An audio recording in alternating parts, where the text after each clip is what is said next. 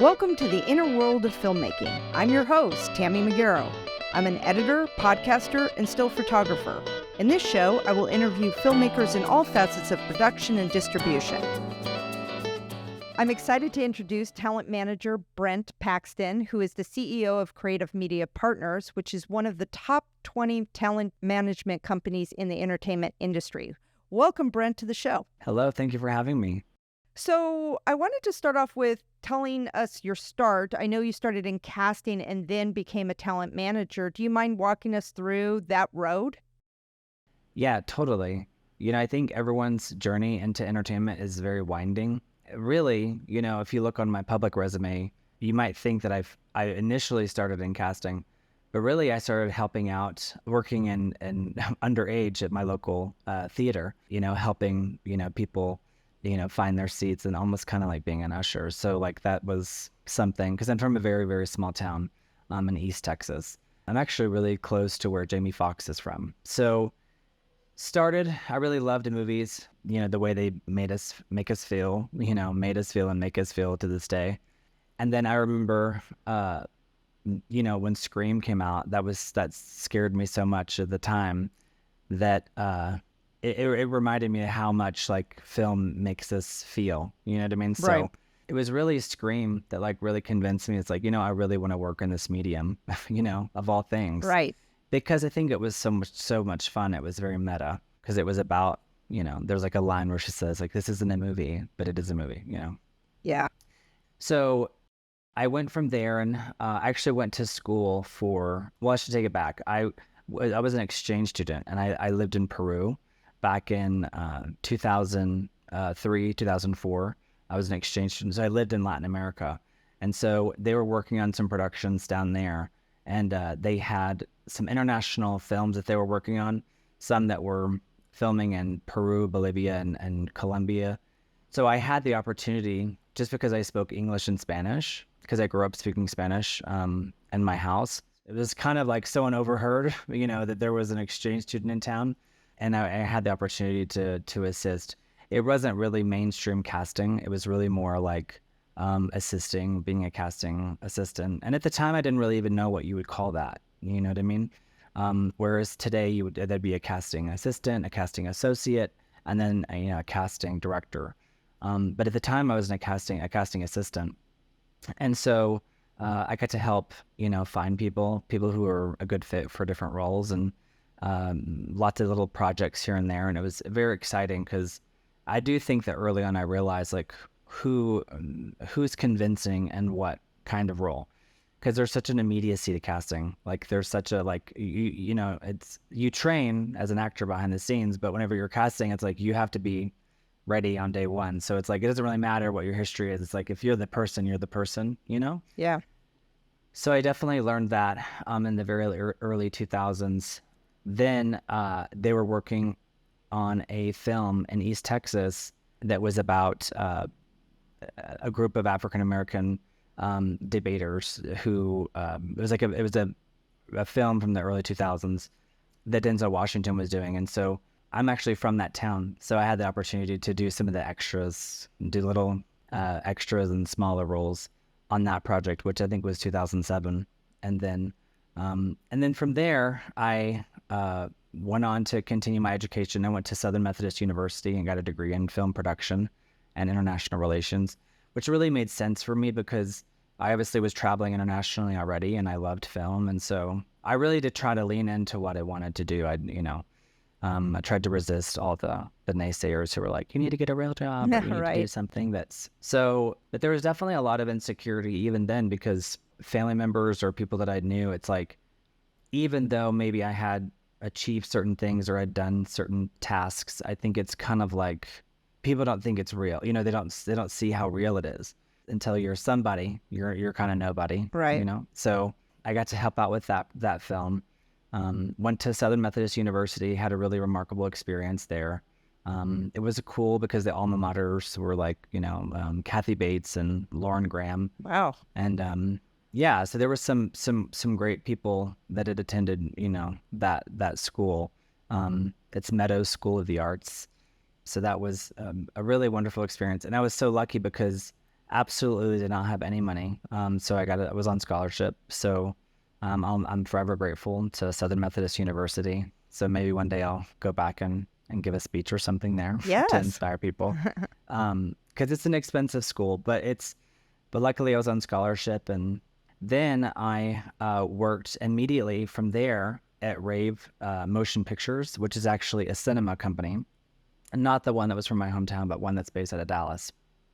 And Rave Motion Pictures turned into Rave Cinemas because when I was there, it was acquired by a private equity firm. And that was in the early 2010s, whenever those private equity firms really started gobbling up all of the companies. I really didn't want to stay just because it just became very corporate. For me, I wasn't necessarily 100% on board with the new direction and how things were going. So I actually left and I worked on a reality show in Dallas that was a total failure. Aw. So, but that's okay. I actually totally wear it as a badge of honor. The show was filmed, but it just wasn't able to be put together. And it was basically like the real world of Dallas. So it had a lot of fun elements to it, but it just really wasn't ready, for a primetime audience. And so when that project didn't work out, because I was the executive producer of that project, it took me years, like licking my wounds. And so, from there, I, did some consulting, and I did have some odd jobs here and there, in between, which are not necessarily related to the industry. But I think that they really helped me because I worked at a hardware store. I worked literally scooping ice cream. I've done all different kinds of jobs because whenever I left working for this Rave Cinemas, I went to go work on this reality show, which was a huge risk that didn't end up paying off in the immediate sense. But in the long term, it taught me like so much about production and how things are put together and what you need to do and the way you need to prepare for, for productions. But it was honestly like the most traumatic event of my life, that show not working out. I had a lot of mourning, but it really prepared me because I feel like I can handle any type of rejection. I can handle any type of any kind of setback, really. I worked at a women's center for a while, which helped out women who were undesired, pregnancies or who were victims of domestic violence. I had like a lot of little odd jobs, and I think intuitively, I was taking these different things to kind of give me different pieces of, because I realized early on I had a one-track mind in terms of I want to work in entertainment. And so I took like breaks to work 6 months here or 6 months there. And so like there were some small gaps in my resume that I don't necessarily advertise, because if you're a talent manager, if you're a talent agent, you don't necessarily want to put a bunch of things on your resume that are a distraction from what your clients want to see. Do you know what I mean? Right, yeah. But it allowed me to have a better sense of what does it look like if someone's working at a hardware store and making minimum wage or maybe even less. I've had lots of different, twists and turns in my story. And then I worked for a talent agency that was a pretty wild story. At one point, this talent agent wasn't paying their clients and all of their, everything that they were due. And at one point, someone actually came in and strangled in front of everybody, strangled the talent agent. Oh my because gosh. they were owed money. Yeah. And everyone just froze, and no one really stopped to help the agent because she was so wicked. You know what I mean? Right. And then we kind of came to later to come to this person's aid. So it was very interesting. After working at that talent agency, that was a huge lesson in what not to do, I would say, working for that agent, because it was very much an agency where, it was volume, like you just sign people and then it's like someone's bound to book a job. You know what I mean? But there really wasn't any expectation of quality. There wasn't a lot of respect. I think that business had been in business for a while, so that they had that going for them. But overall, it was a very abusive environment. I had a vase thrown at me. Oh, It wow. shattered like right next to my face.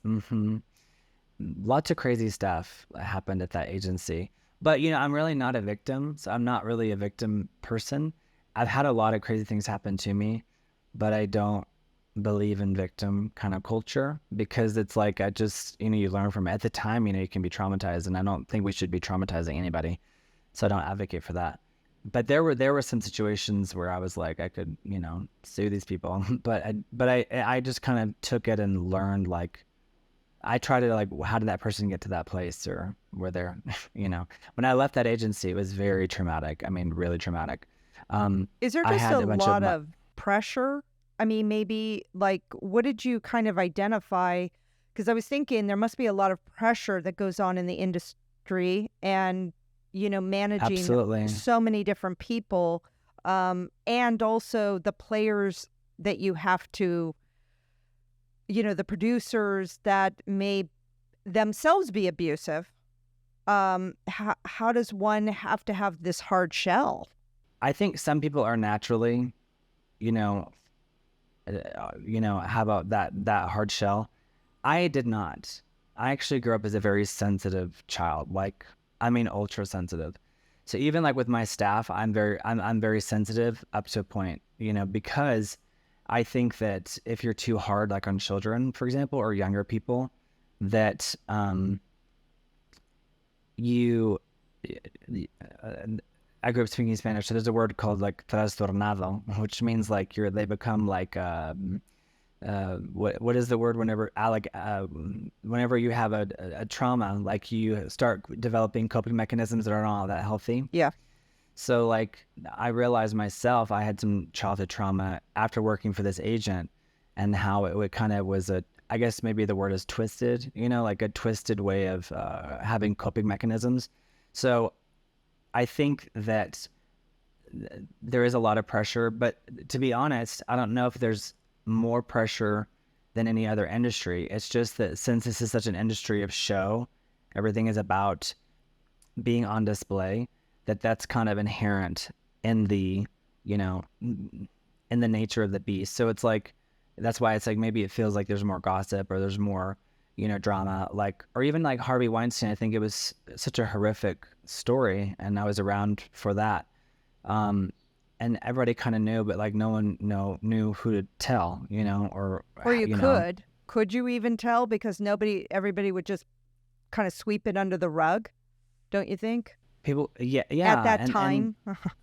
And also, he was an amazing producer. That's the part that's conflicting. You know what I mean? Because he was awful. So, truly awful. So I don't defend him at all. But I think, once his movies stopped making money, that's when they took him down. Isn't that interesting? Yeah. Whenever his movies really stopped winning the awards and they stopped doing well. And I think people just didn't know, who to tell. I think people just knew. I think Meryl Streep said it best. She's like, we all kind of knew he was sleeping with actors for roles, but we didn't know the nature of what that looked like. Nor did we, but probably nor did people really want to know either. Right. Or you hope that it's not true, and you're so busy paying your rent, yeah, and getting through the day, dealing with all the drama that each individual has to do with. I wasn't close enough to any of those cases to be a hero. You know what I mean? Yeah. I kind of thought that the next wave of it was going to be like about the abuse, and I think some of that happened like with Scott Rudin, who kind of notoriously threw things, and who's also a great producer too. So I think that was conflicting for a lot of people. But don't you think that's why people stay in power, is because, I mean, if you didn't do well at your job, you'd be out. But because you're so good, people will put up with stuff or try to cover it up as much as possible, pay off, so that we can keep this person. I mean, same with the actors and directors that are doing terrible things. I think the more public... And listen, I actually don't want to trash anyone, even the most vile people who have been taken down, like, because, I don't know anyone's personal story, everything, in today's world. I think even with AI, it's like, sometimes I wonder, I'm like, can someone just take this interview and just reconfigure it, and you know what I mean?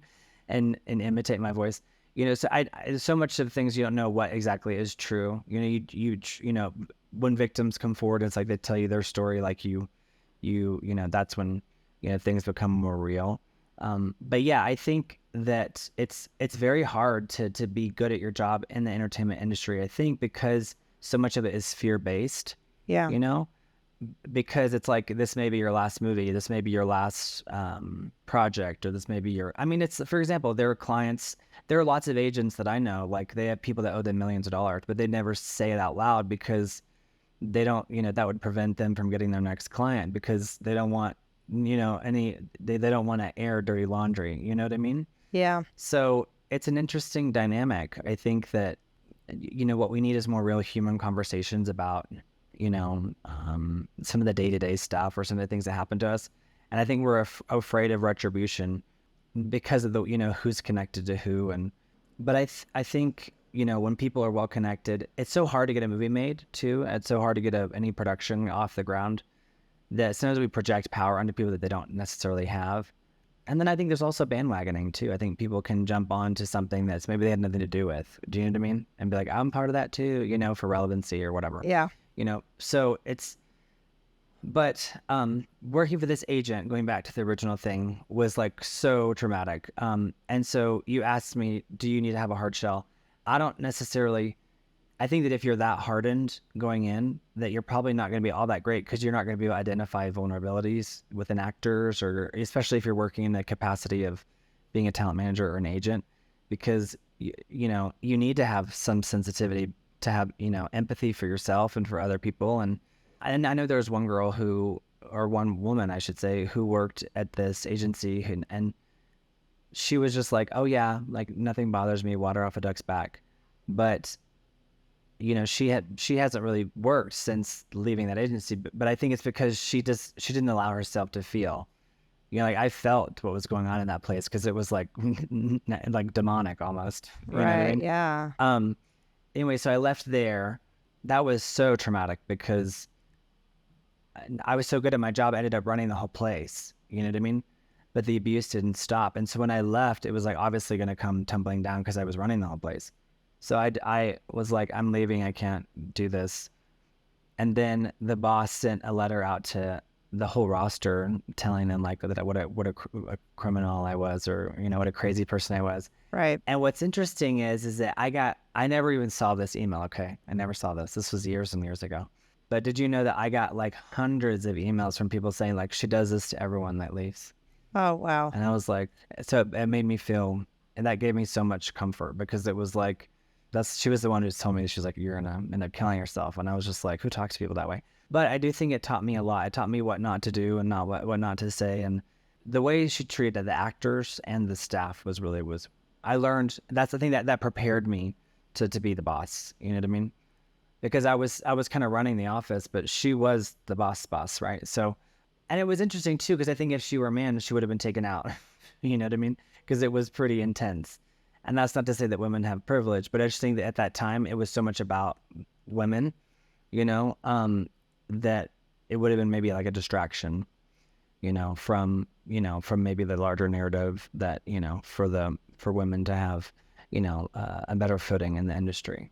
And then I left there and worked for a lovely manager who kind of worked on his own. He was kind of always worked on his own. We kind of just serendipitously found each other over like a random email.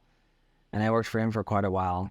He really is the one that taught me, how to work, like how to develop stars, not just to have a cattle call agency, but to be like, these are your winning pieces and you need to hold them close to the chest. And so it was a different dynamic, You weren't dealing with so many clients, you were dealing with people who were like truly special. Yeah. And just because they're truly special doesn't mean you're always going to work or always going to book, but it's like just kind of really knowing in your heart and like trusting your gut that like these people are, because this industry, so many people tell there's so much rejection, and from the rep's point of view as well, that sometimes we can forget who is truly all that good. Right. You know what I mean? Because Yes. someone gets so many no's, you're like, well, maybe they're not that good. Maybe I'm delusional. And sometimes you are. Sometimes you have to reframe. But you do have to pick your people that you truly believe in and give it all you've got. So So he taught me that. what types of careers do you manage, and how many clients are you working with now?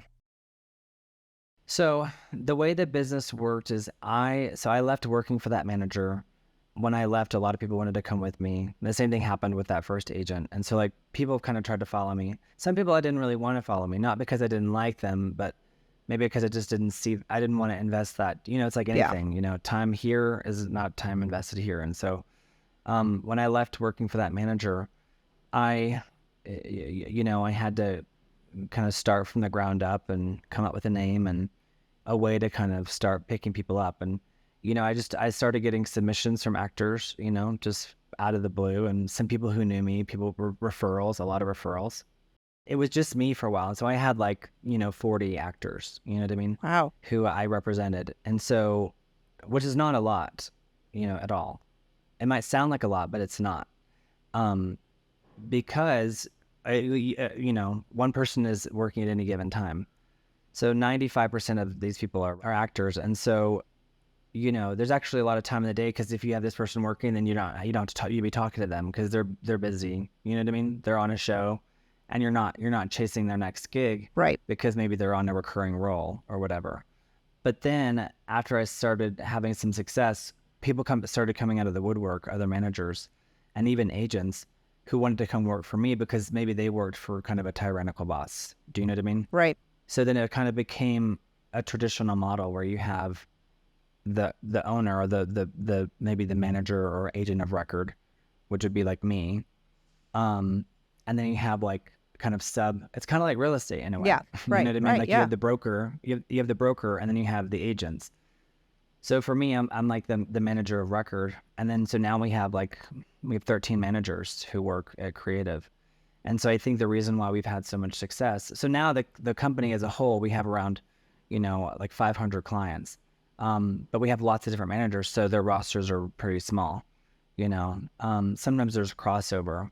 So a lot of actors, it's they'll see people who are linked on IMDb, but that's not always accurate, because sometimes I just help out in this area or in that area, because we dip into each other's offices to assist with, different areas of the business, depending on what the deal is, or what maybe because it's theater, or because it's a motion picture deal and we need to talk about the back end points, or we need to talk, maybe it's someone who's doing an animated film and they're doing a voiceover job, and I kind of know that world better, so I can kind of assist that other manager.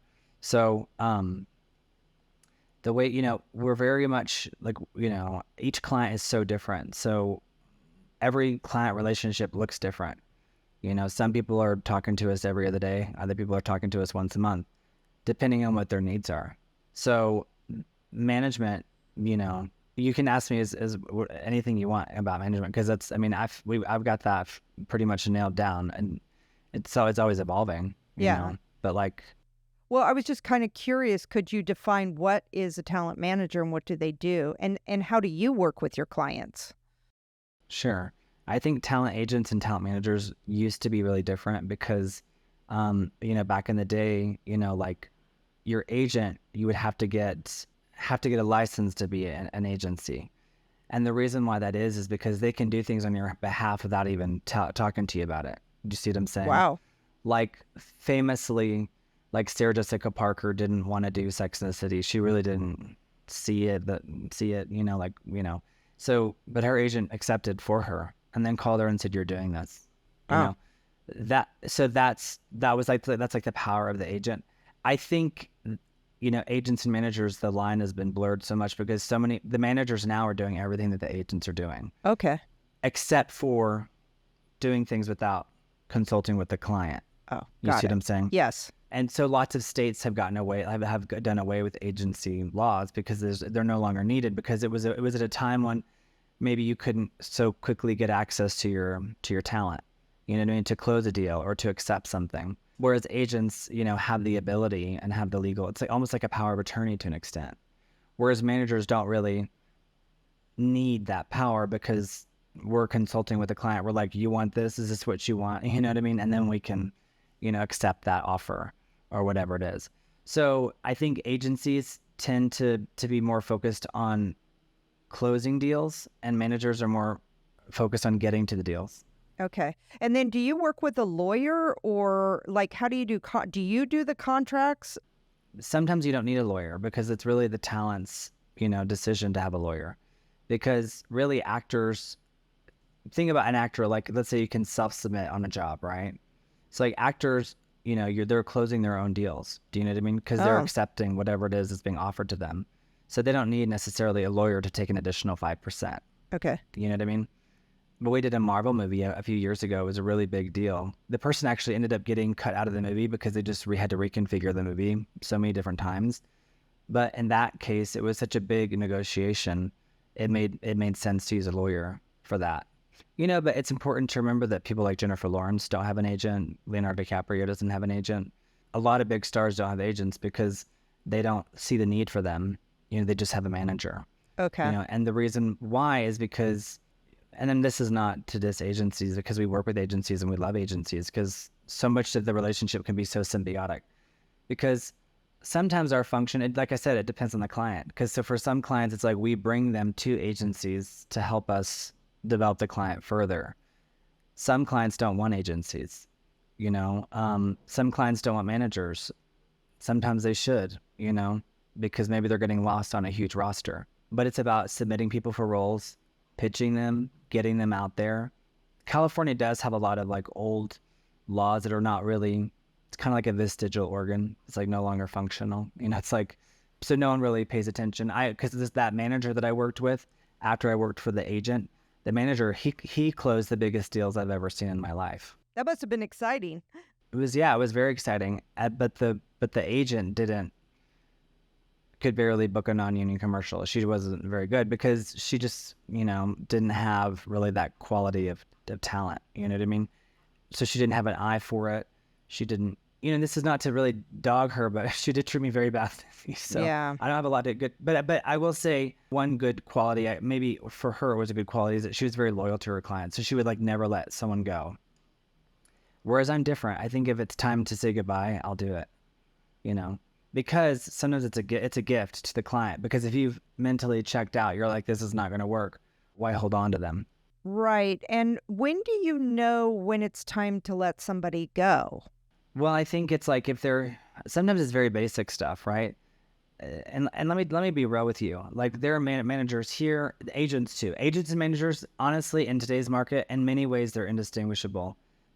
For people who are under like 40.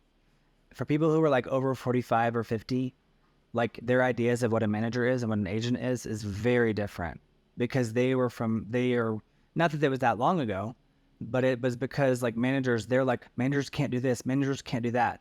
And it's not true anymore. Do you know what I mean? Got it. Because it's like, you know what I mean? Because it's like managers can't do that, or they can't close a deal or whatever. Well, it's like, we're not really closing the deal. We have a record here where the actor says, I accept this, whatever, you know what I mean? Whereas agents were just closing deals, and then later they were telling you about it. Yeah. Telling the client, this is what you're doing this. You know what I mean? Yeah. But for managers and agents who are, I would say, under 40, there's not a whole lot of difference. It's just about how you want to run your business. Do you know what I mean? Yep. So some managers are very much like agents, and some agents are very much like managers. Some managers hold on to their clients like for longer, like they're lifers, because maybe they focus more like on music. Let's say like you're a Scooter Braun and you have a Justin Bieber, and we have some people like that who it's like, we know that you're going to go all the way. It's just a matter of time, and then, but even they cut people too, right? Because maybe someone has a drug problem, or they're not showing up, Right. or whatever it is. But then you have different, levels of agents and managers who like sign people kind of more en masse and then kind of see who shines. And then they just trim the fat. Do you know what I mean? Yep. So it's kind of like, sifting for gold. So I think there's a little bit of both, because everything is gambling, because you like for the Justin Bieber example, like who knew that was going to turn out the way that it did, Right. I think agents and managers, we as an industry do a really good job of keeping it mysterious as to what we do. I try to demystify it, because really it's just grinding. Yep. A lot of it is. It's grinding, and it's developing relationships, and it's really establishing that you have good taste. But that's always hard, because, your taste has to be beyond what you can get. Right. Do you know what I mean? It's kind of like being more qualified for the job that you have now. So you have to kind of know who is really going to be able to have a long-term career, because you don't want to sign someone who can just do a one-liner here and a one-liner there. Like that's not really what, right. maybe an agent will do that. In fact, many agents do that because they'll collect a commission and the actor moves on and they don't care because there's someone else waiting in line to get represented. But essentially the reason, that you let people go is because they're not showing up. They're not taking care of themselves. They're not, and that means like some of the basic stuff, like just getting current headshots or having, a reel or they're just phoning in, performances. If you're a talent manager and you're turning in auditions that are bad to casting directors, those casting directors are not going to forget that. Right. How do you nurture talent? Well, you nurture talent by giving feedback on their tapes. Okay. Part of it is like, okay, this isn't working. Because think about it, like we all have the idea, we all have this self that we there's like the self, there's like the looking glass self, the way other people see us, and so I think if I'm not getting all these, Freudian or psychotherapeutic terms wrong, it's like there's a concept of like you kind of are in the entertainment business who you're perceived to be. Then whenever you can really hone in on like what it is that you do well, then once you've proven that you can do that, maybe what you're naturally inclined to do, like the roles that you're naturally inclined to play, then you can expand beyond that. Do you know what I mean? Yep. But a lot of people are like, I don't want to do that. But those people don't tend to work because they're confused from the onset. Right. There's no such thing as typecasting. There's just casting. Because I'm not going to cast you to play like a Hispanic little boy. Right. You're going to play someone that looks like you. Yeah. We have natural inclinations. We have natural, unique sensibilities about ourselves. So some people can describe that in different ways. Some people like to use the word type, but that can work, but that could be a mistake too, because there are a lot of managers and agents who aren't very good at their job, but since they sign so many people, it's like a blind elephant will pick up a peanut every once in a while. Right. I love that. So it's like they may throw around terms like type and stuff, and they're like, oh, you're the trashy girl next door or whatever. But it's like, it's deeper than that. It's more about like, what is that person's chronic emotional state? You know what I mean? Yeah. What's underneath the surface of making her trashy? Like, right. What is exactly. going on? Yeah. Because she could be also like an assassin, or she could be a housewife who's unhappy, or a daughter who's miserable, because so it's like, what is the chronic emotional state, or some people might call it a tone level that this person's in, that they're kind of stuck in. Whereas you have people like Nicole Kidman she plays a lot of roles where she's like, she did The Undoing, she did, 9 Perfect Strangers, she did Big Little Lies. She plays characters who have been betrayed in some way, And so the tone is like this state of fear, betrayal, untrusting. Yeah. You know what I mean? Yeah. So she plays that again and again and again, and she does it so well, right? Right. So that's like the underlining. Doesn't mean she's that way in real life, but it's like she plays that really well. She's like locked that down.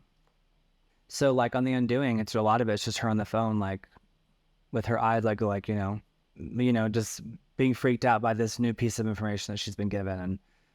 And then you have, some people who have more like a cheery disposition, like a Reese Witherspoon or something like that. Who maybe it works or doesn't work depending on what the script is. Maybe that can also maybe be annoying for audiences if it's overdone, or if that's true for anybody. Like Melissa McCarthy, like that kind of like that crassness, right? Like that kind of like, I'm gonna like screw society. I'm gonna defy society's norms. So that what is that chronic state underneath that? That's, maybe it's an inherent sense of rebellion.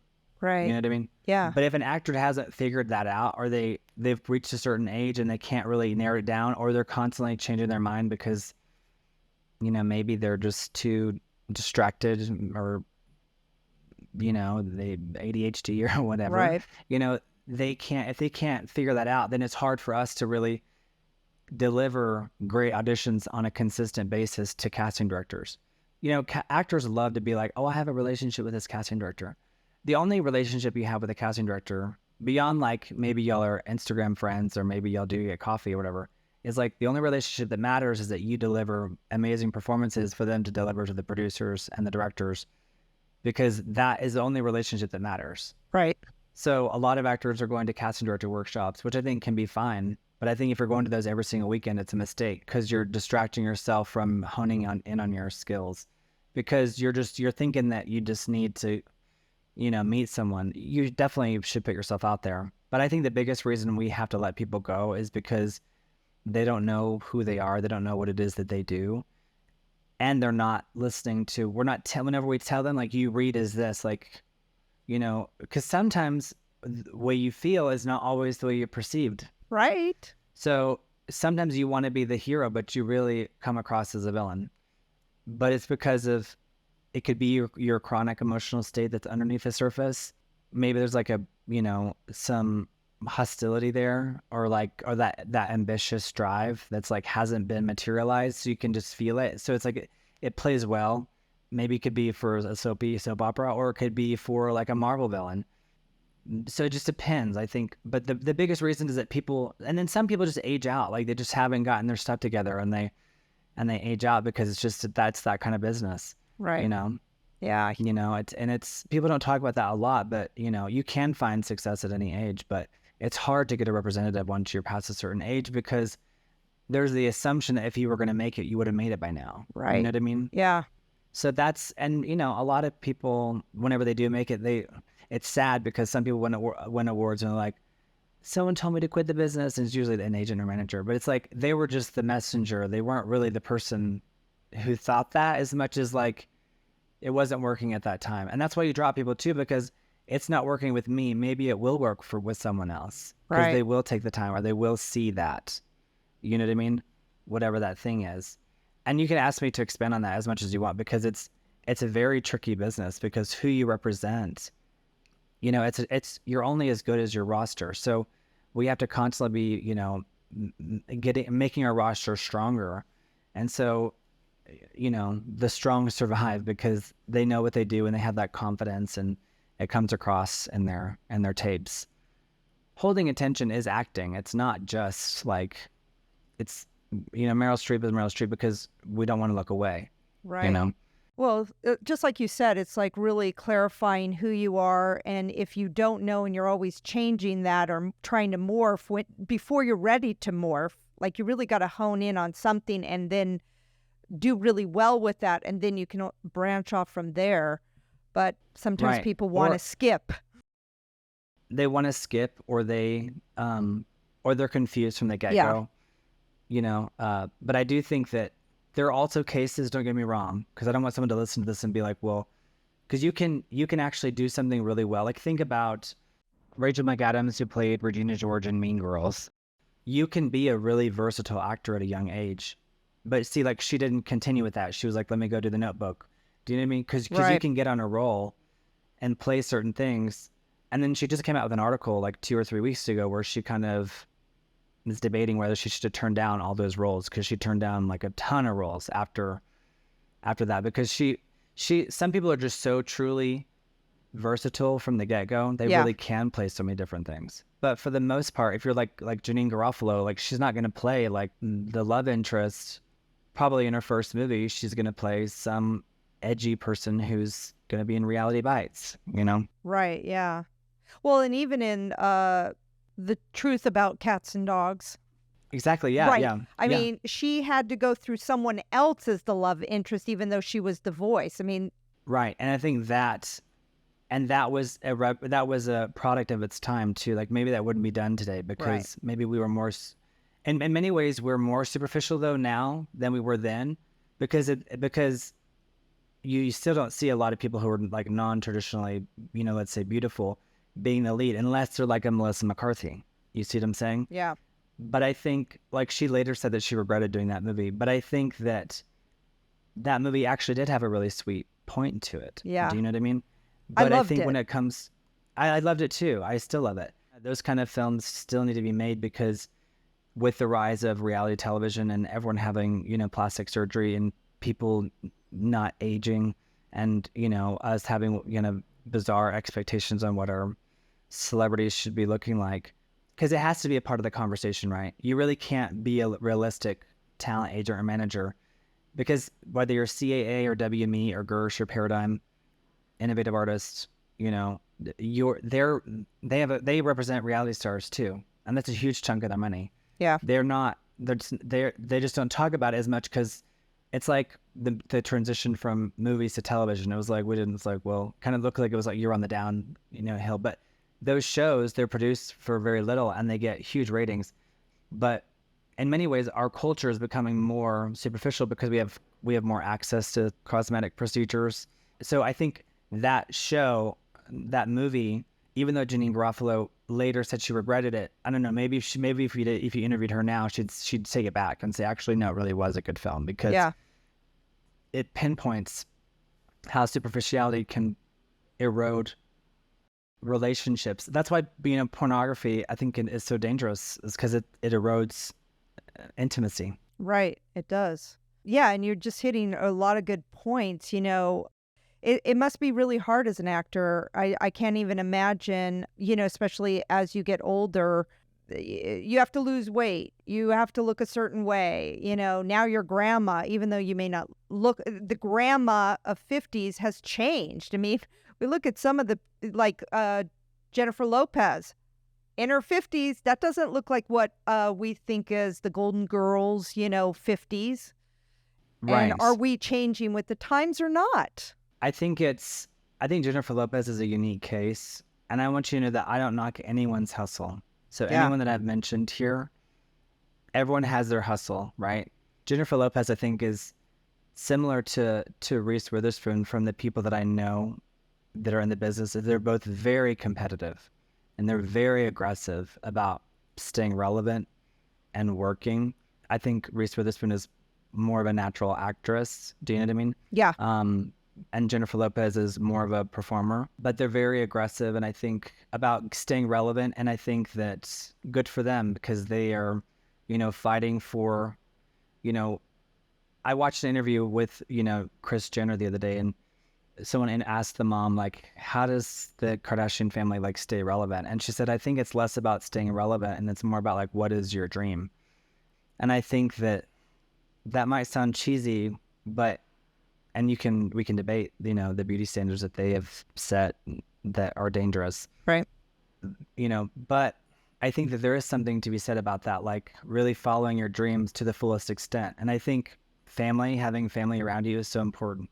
So I think a lot of people who go into entertainment get into entertainment because, they say if Steve Martin said at the beginning of the Oscars one year, like, if you have a happy childhood, you go and get a real job. But if you're a child of neglect, you go into the entertainment business. And I think that that's true. Do you know what I mean? Because we're constantly looking for validation, even if we're agents and managers and we're the people behind the scenes. I think that a lot of us have suffered from neglect. And so I think with the Kardashians, the reason why they're having so much success is because the family is supporting each other, and they're, and there is, it's like they have, and they also can take hits and be like, whatever, I don't care. You know what I mean? And I think that we want to identify with that because it's like we're all kind of chasing our own piece of the American dream, and so we want to be able to survive a hit or two. But the beauty, the way we age is very different because you have other people who are embracing it wholeheartedly, like Sally Field, or like maybe Jane Fonda has had work done, but she's kind of leaning into it because she's at the age where somebody you can't do anything else, or Mary Steenburgen, or Meryl Streep. She hasn't.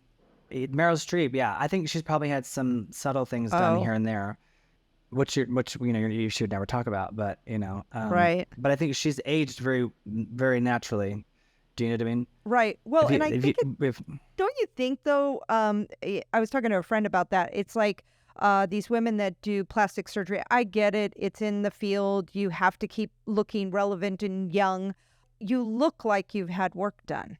So why are we so afraid of the aging process when I don't know if one can look better sometimes. I don't know. I think people are kind of walking on eggshells about this topic because it's like they don't want to piss anybody off because so many people have had work done. Yeah.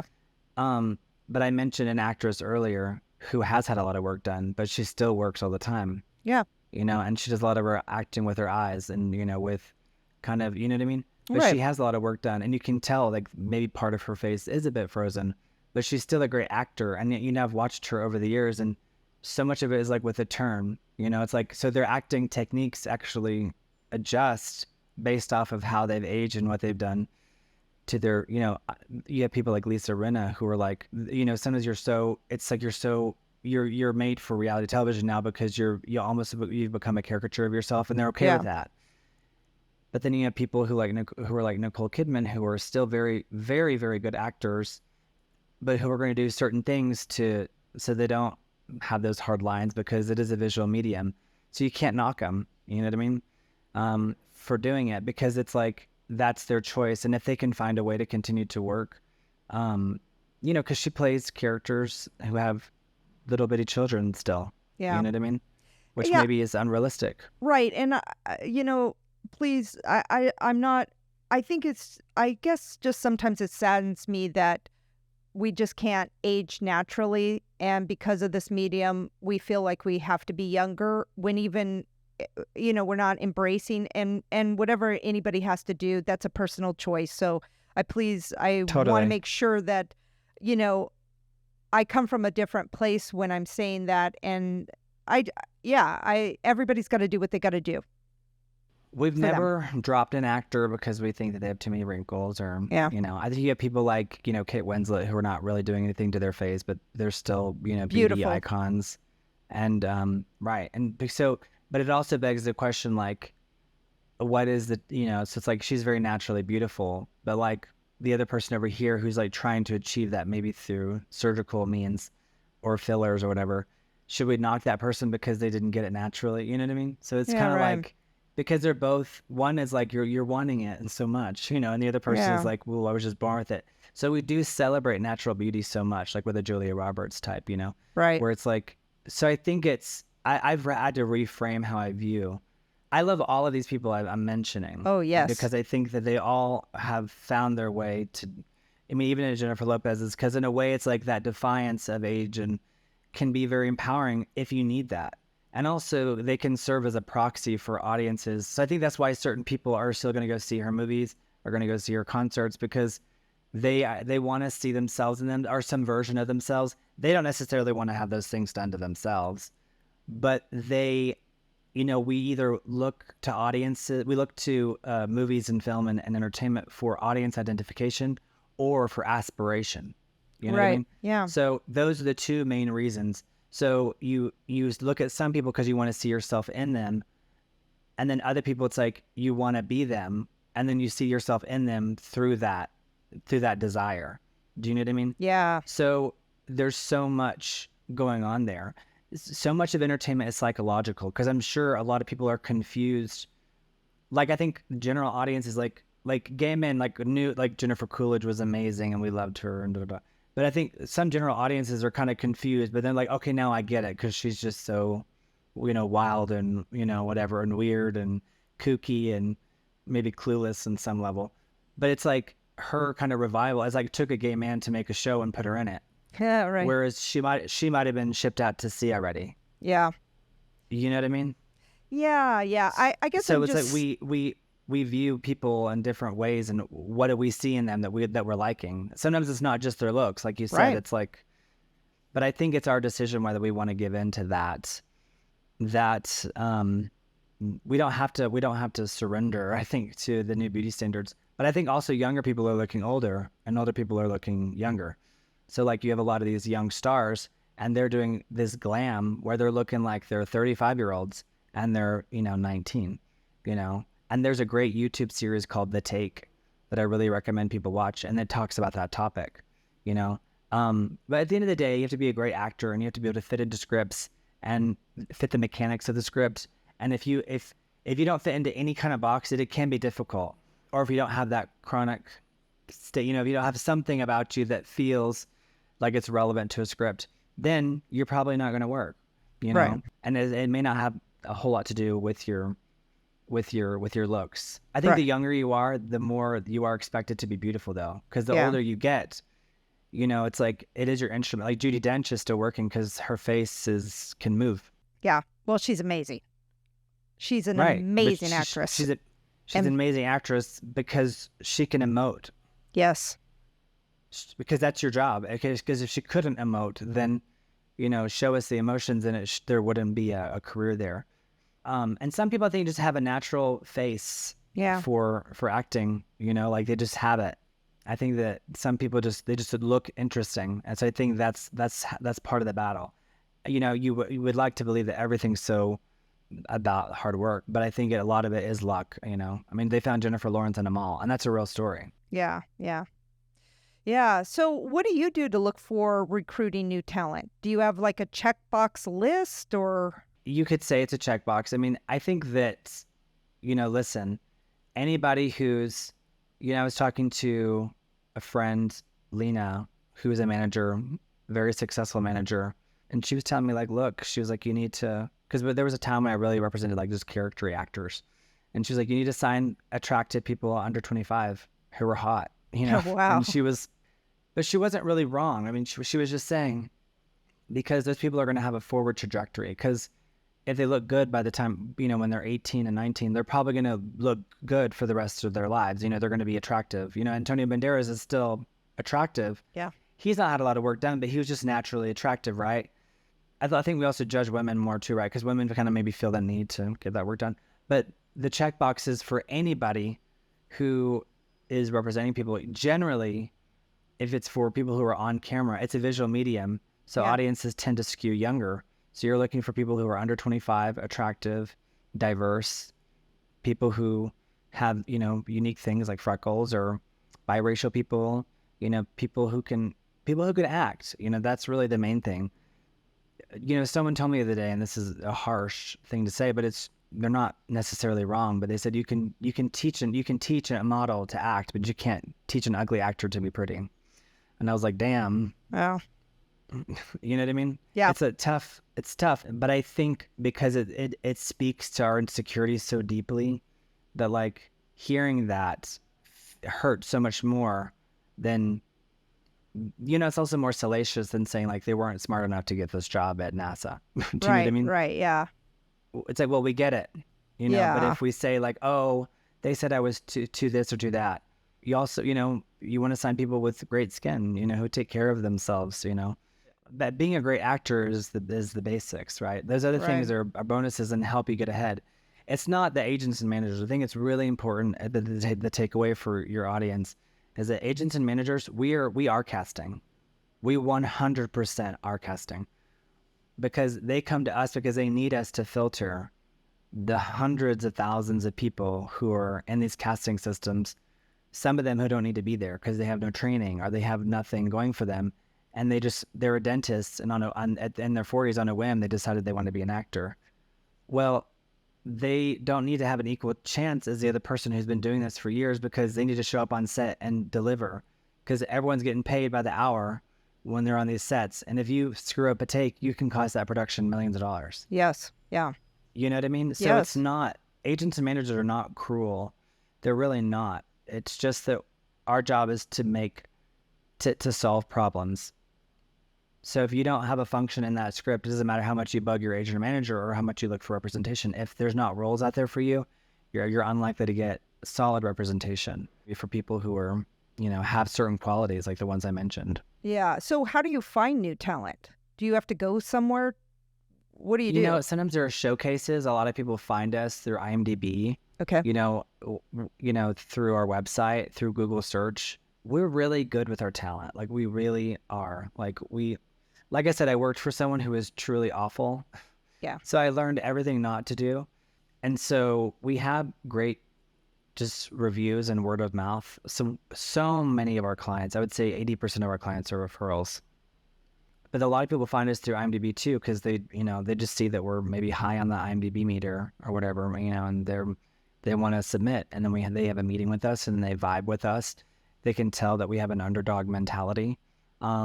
And a superhuman work ethic, and that we love actors. I think the way that you protect actors too is you sign people that you truly believe in. If there's someone that you don't believe in that they submit to, you just don't engage with them. Right. Yeah. Because as soon as you respond, now you're in the middle of a conversation. Right. Do you know what I mean? And then people get their feelings hurt because they're already doubting their abilities, and do you know what I mean? And so it's that's why agents and managers are always kind of shown as dicks in TV shows. Because it's like, we have to be like, no, we don't get out of my face, because it's like, we just know based off of years of experience of who is going to work and who's not going to work. It doesn't mean we're right 100% of the time, but if you do your job well, and I think like my friend Lena, she, she's very tough, but I think for the most part, she is right. She knows who's going to work. And so she's probably the top talent manager in the entire industry. Oh, wow. So how would you want someone to approach you if they're looking for a manager? Like, what types of steps could they get themselves in alignment to being accepted? Really, having your materials in order. I don't want to have to teach you how to get an Actors Access or a Casting Networks profile or a Casting Frontier profile. Those are like 3 things you need to go ahead and have ready. On our website, it says you need to have headshots. You can get them yourself. We have some recommended people to go to, but there are plenty of great headshot photographers out there. But if your headshot photographer, if they're awful, it just can show bad judgment on your end, right? Right. So if you turn in materials that kind of make you look like you're too far away, it's kind of like showing up to a job interview, dressed up in a clown outfit. It's like you're not going to get the job, because it's like, we don't want to have to, if there are other people, there's so many people in line to be considered. If it feels like you're too far away, if you're too far outside of the reality of where you need to be, then you're not probably going to be considered. But I'm actually very generous. At least 2 or 3 times a day, someone will send me something, and if I have a minute, I'll be like, you need to go get headshots. You need to why don't you sign up for this class? This is probably a good one for you based off what I'm saying. But some actors are so clueless that they'll be like, sounds like a scam. And I'm like, I'm telling you, you need to go. You're not even my client. Right. I'm telling you to go. You know what I mean? Because they don't know me. They don't know who I am. But, so that's why I don't engage a whole lot with unknown people unless I feel like they're close enough for me to give a couple of comments. Okay. Do you know what I mean? Yeah. So how do people, like, when they're like emailing you, what should they email you with information? So is that a link to a reel? Their Actors Access profile. Got it. Like, which should have a reel on there. They can have a Vimeo reel. They can have a reel on YouTube unlisted if they want. Right now, the industry is very geared towards diverse people. So we're really looking more for diverse people who are biracial people. There's a lot of white actors in the industry who are not working just because so many roles have gone diverse. It's just the nature of the industry. Yeah. We're looking for young people because we want their career to be ahead of them, not behind them. We go to the boardroom and we look at everybody and we're like, no, yes, no. And it's not a cruel process, just that we just know intuitively, because we've been doing this for a long time, who's likely to work and who's likely not to work. I think everybody wants to work, and so we get it. But it's like, we can't be your rep because we have to stay in business. Right. Yeah. Do you have any last thoughts you want to share? I think this industry has so many different avenues that I think that if you're, I wanted to be an actor when I was really little. That was because that's the first thing I saw. Like, I knew I wanted to be involved in the medium, and you don't know there's a cameraman, you don't know there's a sound guy. I think a lot of people in this industry, they want to work in the industry and they want to be close to talent. They should pivot if it's not working out, being an actor or a writer or director, because I worked as a reality television producer and then pivoted, right? So I worked in the movie theaters and I worked at the headquarters of a movie theater company. I actually used to program the trailers before films back when I worked at that company that merged with that other company. So I've done all different kinds of things. I think people get so hung up on the fame aspect of it, or like being in front of the camera, that it becomes almost like cancerous, because like they're so like tied to that idea. And I think that maybe they should be more open to working in the industry just in general and finding something else that they can do, because there are a lot of successful people who work in the industry who are directors, writers, assistant directors, television directors, line producers, who were child actors or who were actors but then pivoted. Look at the guy who created Yellowstone. He was an actor for a long time and it just didn't work out. So now he's like a billionaire, So, yeah. So I think pivoting is really important. I had to pivot a lot in my life. And so pivoting is not a retreat. And also I think the biggest advice I can give to anyone is don't be a victim.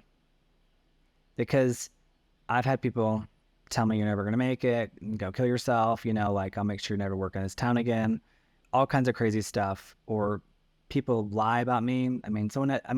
Whenever you start to become successful, sometimes people come out of the woodwork to take you down. Right. So, because they didn't see it, right? They didn't see, you have to believe in yourself more than anyone else could because they can't see it for themselves. You know what I mean? Right. So I've had to fight a lot of battles, but I think if you choose not to be a victim, you really control your narrative. People, will say, all kinds of stuff about you in this business because there's a lot of resentment because people didn't achieve what they wanted to achieve or whatever. And so I think because you just deal with it, you just see it all the time with it's the notorious cattiness, all the TMZ, all that kind of stuff. So I think some of that stuff happens behind the scenes, and I just don't take anything personally. And I always tell people consider the source. Not being a victim is so important.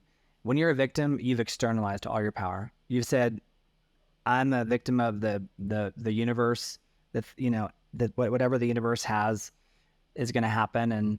But whenever you control your narrative and you're very much centered in your own activities that thrust you towards your own goals and your own, your highest self, then I think you can do anything. And I think everything else kind of falls into place.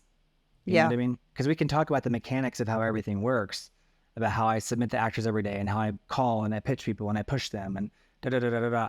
But all that stuff is going to come naturally if you become a talent manager or if you become a director. You're going to know, what makes sense. What are the mechanics of the pieces? So a lot of it is the theory. Start with believing in yourself, and people can do some really bad things to you. If you can walk away, just walk away and don't try to seek revenge. Don't try to. Ben Affleck, I think, said it best whenever he won the Academy Award. It's like, you can't really hold a grudge in this town. It's very hard. Yeah. Because people will screw you over. If you decide not to be a victim and you just kind of look, okay, well, how can we solve this? And not look for blame. Don't play the blame game. Right. The blame game is such a downward spiral. Exactly. That's exactly what I was going to say. It's just literally, you just pointed down and that's where everyone's going to go. Yeah. So it's all about solving the problem. And it's also surrounding yourself with people that have like a cult-like belief in your mission, because they're in it with you. Yeah. You know what I mean? Because everyone has to have a leader if you're going to be part of an organization, because no man or woman or person is an island. So surrounding yourself with people that truly believe in the mission is so, so key. So if there's someone in your organization that's toxic or that is a victim, you have to let them go, sometimes that's why we have to let people go, is because it's like, you're not taking control of your destiny. You can't just put it on everybody else. You know what I mean? Right. It's you. You're the person who controls what happens.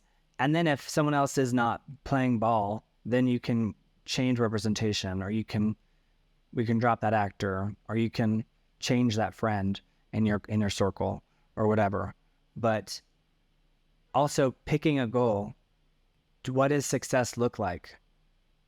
What does success look like? Answer that question and put it on a whiteboard. Every day I put on, what does success look like today and this week and this month and this year? And then be prepared when you reach a certain level of success. People talk about haters all the time, like in the rapping community and stuff, but it's a real thing. Haters are, it's like Ellen says, haters are my motivators. I don't feel like I have a lot of haters, but I really don't. But I know that, you just surround yourself with people because you can kind of intuit, There's a Spanish word, is intuir, which is like it literally means you can feel whether someone's, and that's true for you. You have to use your intuition. So don't be a victim, know what success looks like, set goals for yourself, and then remove people who are detractors. If you have people constantly doubting you, they can challenge you. But if they're undermining you, get them out, because let them have their own journey, because you don't need them around if that's their game, because they're stuck in their own trap that they've created for themselves.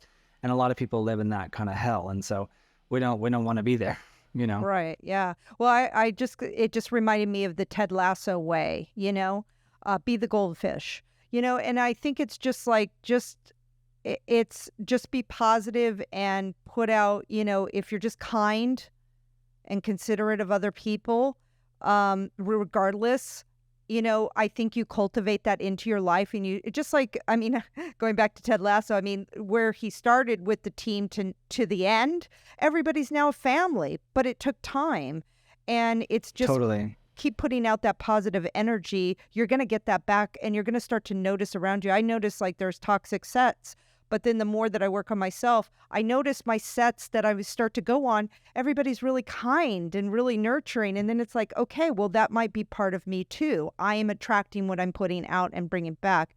And I just want to say one other thing is that I think that if somebody is a victim or playing negative or something, I just want to say to everyone out there that it's like you can change.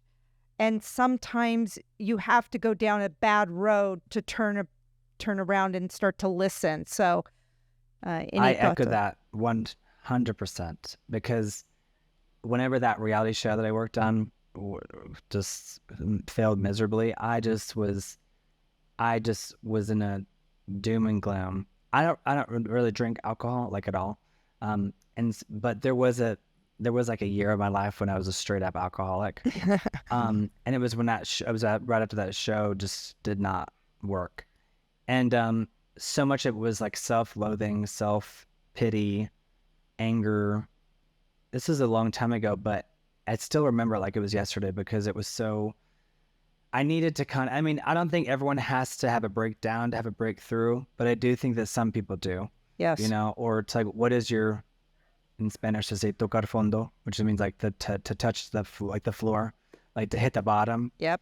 So I had to tocar fondo, to really, to be able to like, okay, the only way is up.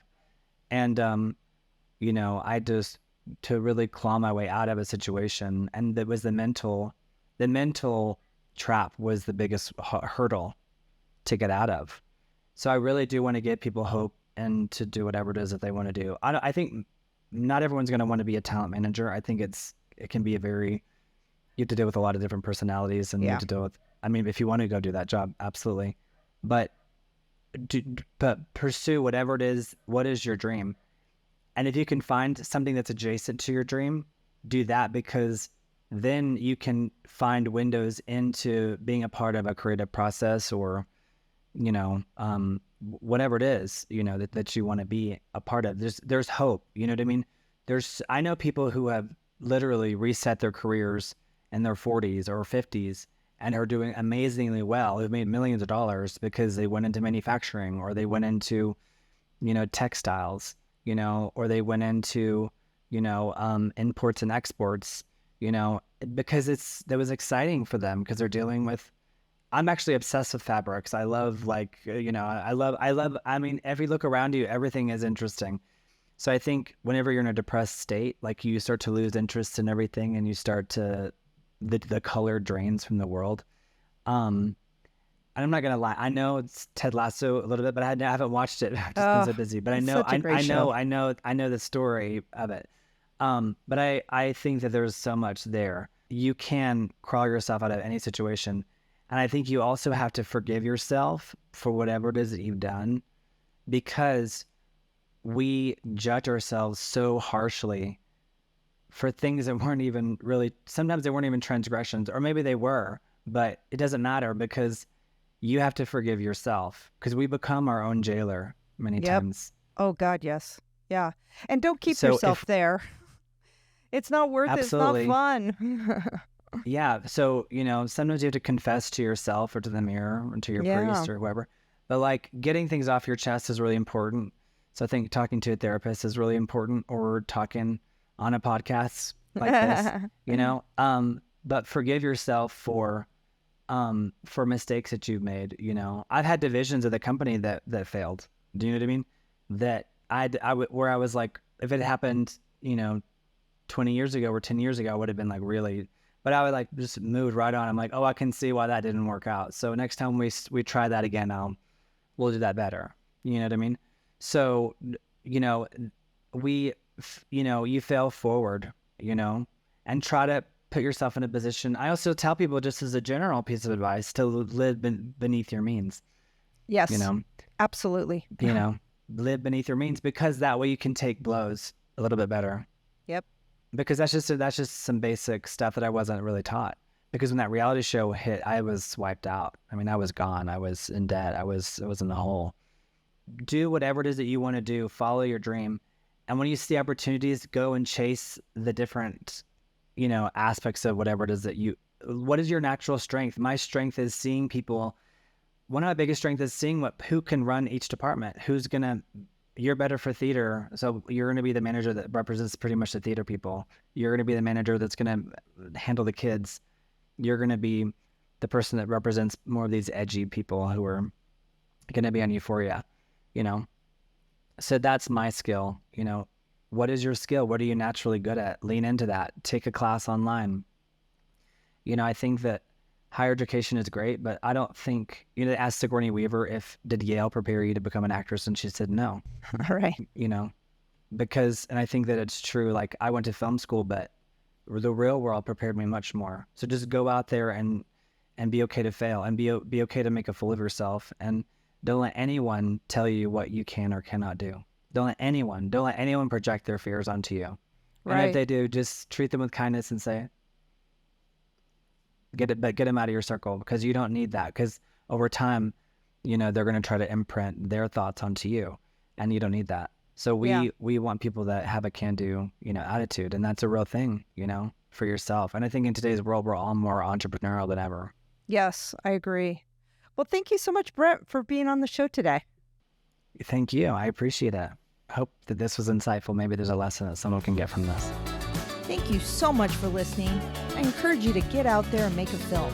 Reach out to your local filmmakers group to get involved and connect. Please subscribe to the show if you like it, and follow me on Instagram @TammyMagero.